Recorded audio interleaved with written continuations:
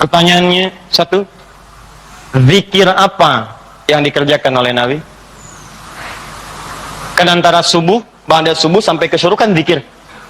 Zikirnya apa yang dikerjakan? Apakah kalimat thayyibah ataukah yang lain? Kita bahas. Yang kedua, selesai sholat kemudian duduk. Apakah duduknya di tempat dia sholat? Atau boleh pindah ke tempat lain? Yang penting di area masjid. Ya, misal antum sholat di posisi yang sebelah kanan di sana.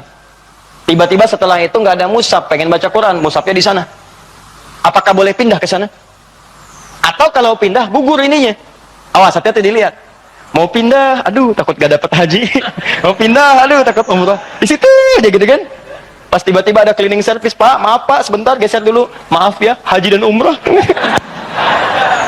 Nah, itu kita lihat tuh seperti apa memahaminya.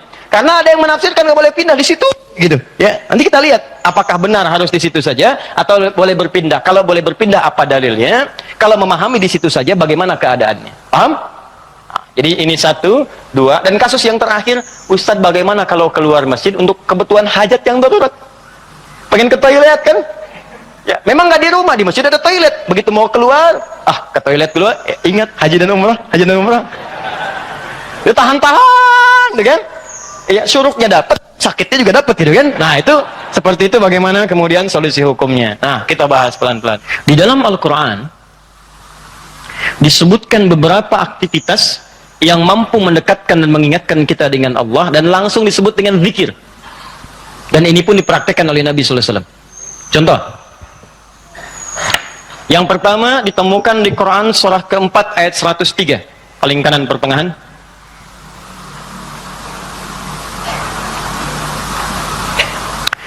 فَإِذَا قَضَيْتُمُ الصَّلَاةَ فَاذْكُرُوا اللَّهَ قِيَامًا وَقُعُودًا وَعَلَى جُنُوبِكُمْ. Maka jika Anda telah tuntas mengerjakan salat, maka segeralah berzikir kepada Allah Subhanahu wa taala. Di amalan sunnah pasca salat berzikir, zikir dulu. Bisa Anda kerjakan kalau buru-buru ya sambil berdiri berjalan. Ini waktu umum ya. Misalnya ini Anda sudah sholat zuhur nih harus ke kantor, ya dikejar-kejar langsung berangkat lagi. Tapi kan Anda buru-buru keluar pun kan tidak mengganggu Anda untuk mengucapkan kalimat-kalimat zikir. Misalnya apa? Nabi mengamalkan pasca sholat hadis riwayat Muslim, nomor hadis 571. Hadis riwayat Muslim. Nomor hadis 571. Setiap selesai sholat Nabi mengatakan, perhatikan kalimatnya, Astaghfirullah, Astaghfirullah, Astaghfirullah. Allahumma antas salam, wa minkas salam, tabarakta ya dzal jalali wal ikram. Apa Anda nggak bisa sambil keluar mengucapkan Astaghfirullah, Astaghfirullah, Astaghfirullah? Di kata Al-Quran, sesibuk apapun Anda, begitu selesai sholat apa nggak bisa sambil jalan Astaghfirullah, Astaghfirullah, Astaghfirullah? Daripada Anda keluar membicarakan sesuatu yang tidak penting. Bahkan nggak berkata apa-apa, jalan aja. Mendingan pakai zikir kan? Astaghfirullah, Astaghfirullah, Astaghfirullah. Allahumma antas salam, minkas salam, tabarakta ya dzal jalali wal ikram. Hadis Muslim, nomor hadis 573. La ilaha illallah wahdahu la syarika lah, lahul mulku wa lahul hamdu wa huwa ala kulli syai'in qadir. Ya, kalau Anda misalnya nggak terlampau sibuk, silahkan sambil duduk. Konteks tadi setelah selesai menunaikan salat subuh, antum pengen berzikir dulu, maka jenis zikir yang pertama adalah mengucapkan kalimat-kalimat thayyibah. Kalimat thayyibah.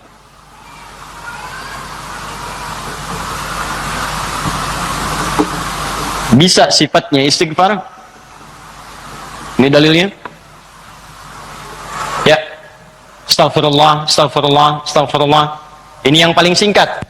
Mau yang agak panjang, Astaghfirullahaladzim, alladzi la ilaha illa huwal hayyul qayyum wa natubu ilaihi. Silakan.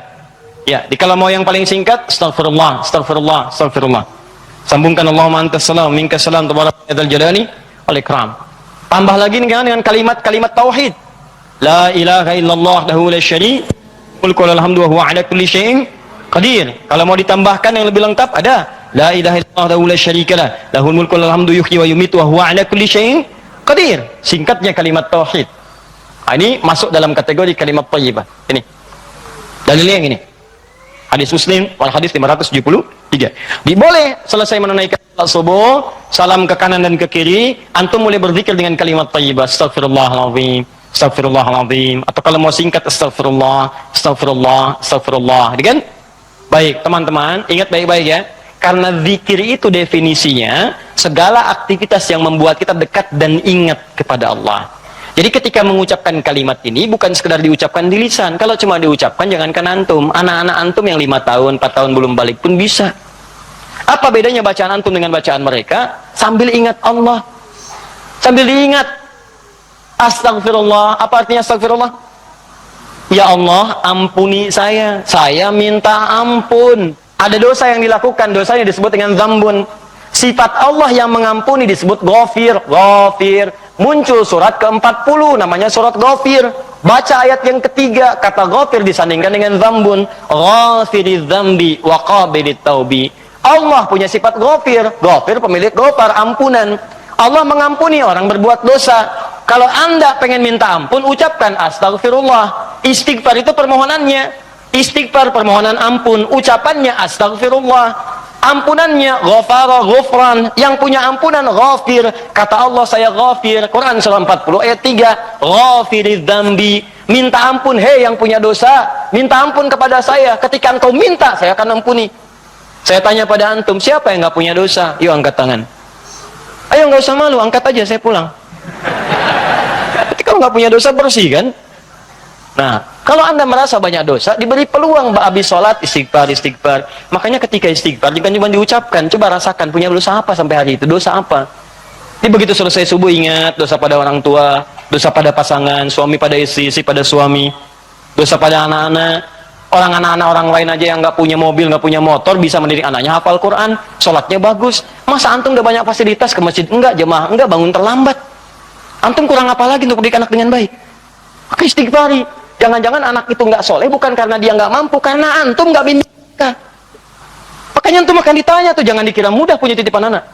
Jangan dikira mudah, antum akan ditanya. Kenapa ini nggak sholat? Nanti akan ada terjadi di hari kiamat, ini sahih riwayatnya, akan terjadi di hari kiamat. Nanti ada orang tua hampir ke surga, anaknya mau ke neraka, dan dia menyatakan keberatan di hadapan Allah. Begitu menyatakan keberatan, ternyata dosanya dosa orang tua. Anak itu tuh nggak menyembah Allah dengan baik karena dosa orang tuanya. Maka tertukarlah anaknya ke surga, orang tuanya ke neraka. Hati-hati. Dan ada juga yang terbalik. Orang tua ke neraka, anaknya mau ke surga. Orang tua menyatakan keberatan kepada Allah. Dan nanti kejadiannya sangat luar biasa. Nanti lain waktu kita akan bahas. Cukuplah ada banyak keterangan dalam Al-Quran. Ada yang bapaknya Nabi, Rasul bahkan, punya anak. Ada yang suami, istrinya nggak taat. Ada yang istrinya solihah, suaminya enggak. Seperti Asia dengan Fir'aun. Ada yang suaminya bagus, istrinya enggak. Banyak seperti Lut dengan istrinya. Ada yang bapak, anak dengan istri nggak taat. Seperti Nuh. Itu bukan dongeng, itu kisah disampaikan supaya kita bisa hati-hati. Seakan-akan Allah mengatakan begini, cukup aja orang-orang masa lalu begini, kalian jangan begitu. Saya buka kisah seperti ini supaya keluarga kalian selamat. Makanya istighfarin. Istighfar, sambil istighfar, lumayan tuh. Begitu istighfar, dosa diampuni. Belajar nangis lah, kalau istighfar tuh belajar nangis. Gak bisa nangis. Gak bisa nangis, besoknya nangis. Gak bisa nangis juga, tangisi diri anda yang belum bisa menangis. Bismillah. Ingat mungkin saat itu diwafatkan oleh Allah. Ingat.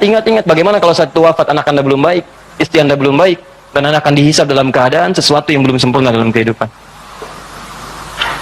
Ya. Kemudian juga zikir. Bisa jadi juga bacaan Al-Quran.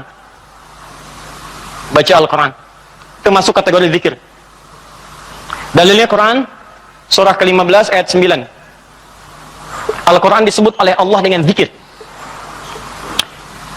Inna nahnu nazzalna dzikra wa inna lahu lahafizun. Sungguh kami turunkan Al-Quran sebagai zikir, kata Allah. Hal yang mampu mendekatkan seseorang dengan Allah. Makanya kalau antum sedang baca Al-Quran, bukankah perasaan anda merasa lebih dekat dengan Allah? Ya, kalau nggak percaya silahkan. Lebih dekat gitu. Nah, kalau sudah semakin dekat hubungannya dengan Allah, jangankan baca, dibacain aja punya getaran dalam jiwanya. Ya, buka Quran surah ke-8 misalnya. Ya, Al-Anfal ayat kedua.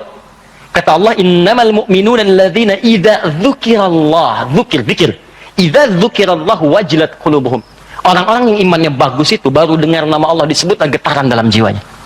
Makanya kalau pengen ngecek iman, sedang dekat tidak dengan Allah, gampang. Setiap hari Allah perdengarkan namanya 5 kali dalam sehari. Ketika namanya disebutkan itu, antum ada nggak getaran dalam jiwanya? 5 kali dalam sehari. Subuh, zuhur, asar, maghrib, isya. Allahu Akbar, Allahu Akbar. Bukankah nama Allah? Jika antum sedang dengar suara adzan, itu nama Allah diperdengarkan. Ada getaran nggak di hatinya? Yang imannya hebat itu belum diperdengarkan dia udah siap-siap. Sebenarnya adzan duhurnya itu jam 12:08. Kok bisa jam 11 udah siap-siap, padang mandi dulu, wudu dengan sempurna, berangkat ke masjid. Itu tanda aja imannya luar biasa. Ada orang yang saat dipanggil baru ingat Allah